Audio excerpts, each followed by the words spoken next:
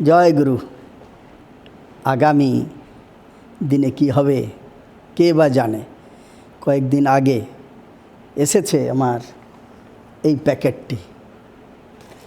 প্যাকেটটা এসেছে। এর মধ্যে এই সম্মানপত্রটি এসেছে। হ্যাঁ, লেখা আছে পণ্ডিত বাসুদেব ভট্টাচার্য শাস্ত্রী। এছাড়া দিয়েছে এই পত্রটি। হ্যাঁ,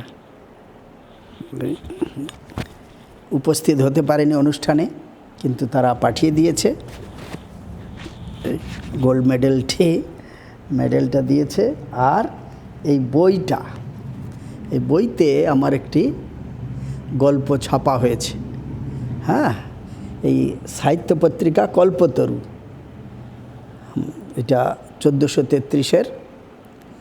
এটা সম্পাদনা করেছেন স্বর্ণাভ পাল, সাহিত্যকার স্বর্ণাভ পাল। খুব সুন্দর বাইন্ডিং,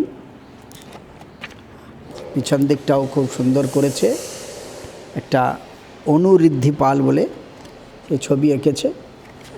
আমার কাহিনীটা হলো ভূতের ভয়। এই দেখো, ভূতের ভয় দিয়েছে বাসুদেব ভট্টাচার্য। গল্পটি আমি পড়ে শোনাচ্ছি।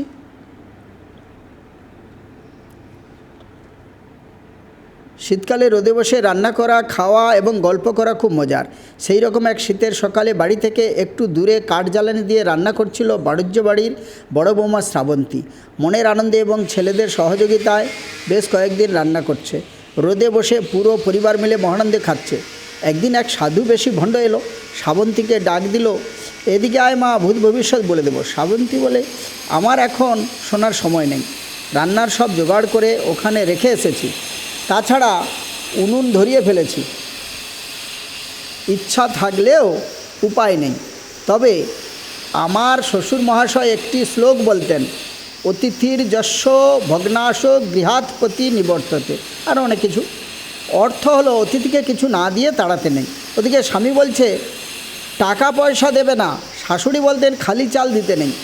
তাই একটা আলু দিয়ে চাল দিচ্ছি। চাল দিয়ে শ্রাবন্তী চলে যায় রান্নায়। ভণ্ডটির কুইচ্ছা পূরণ হলো না, অগত্যা ফিরে যেতে হচ্ছে। ভয় দেখে কবচ তাবিজ, পাথর বা শিকড় কিছু বিক্রি করতে পারল না। যাবার সময় বলে গেল, দেখ মা, ওই রান্নার জায়গাটা কিন্তু ভালো নয়। আমি দেখতে পাচ্ছি ভৌতিক আনাগোনা, কিছু দিনের মধ্যে একটি দুর্ঘটনা হবে। আমার কথা মিলিয়ে নিস। জয় শিবশম্ভু। এরপর কয়েকদিন কেটে যায়। মঙ্গলবার সকালে ছেলেরা বলল, আজকের কিছু ভাজিয়া বানাও, মুড়ি দিয়ে খাবো। ছেলেদের মন রক্ষার জন্য পেঁয়াজ কেটে লঙ্কা কুচি মিলিয়ে বেসন দিয়ে ভাজবে। তেল গরম করে যেই বেসন ছেড়েছে অমনি কি সুন্দর গন্ধ আসছে। ছেলেরা মনে মনে খুশি। এমন সময় চিৎকার, ও মাগো, ও মাগো, ও বাবা গো, আমাকে বাঁচাও গো, মরে গেলাম গো। সবাই দৌড়ে যায়, দেখে শতাধিক মৌমাছি কামড়াচ্ছে। টেনে আনলো ওনার স্বামী।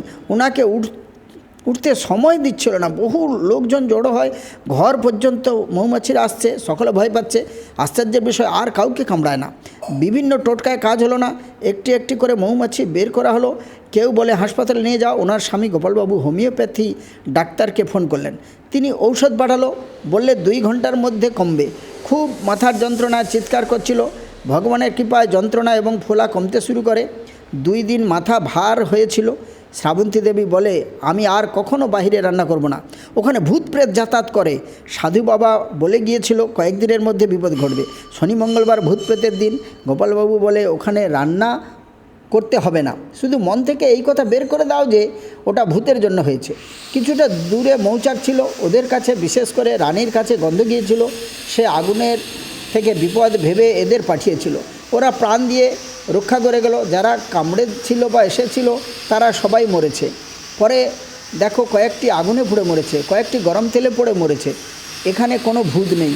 ওই নাগা সাধুর গায়ে জামা প্যান্ট পরার ফর্সা দান। তারপর ওরা যদি জুনা আখড়ার সাধু হয়, এমনভাবে ঘুরে বেড়াবে না। তাদেরকে বহু মানুষ টাকা দান করে যায়। ওরা যদি ভালো জ্যোতিষ জানতো, তাহলে চেম্বার করে বসলে অনেক টাকা পেত। বিখ্যাত জ্যোতিষ শ্রীমালি 25,000 টাকা নেয় গণনা করতে। ওরা কিছু জানে না, ভণ্ড। আমার কথা বিশ্বাস করো, ওখানে ভূত নেই। তাছাড়া ভূত মৌমাছিকে দিয়ে কাজ করাবে কেন? মৌমাছিরা কেন ভূতের কথায় কামড়িয়ে মরবে? মহিলাদের মনে বা কোনো মানুষের মনে একবার ভ্রম ঢুকলে তা সহজে বেরোতে চায় না। নমস্কার।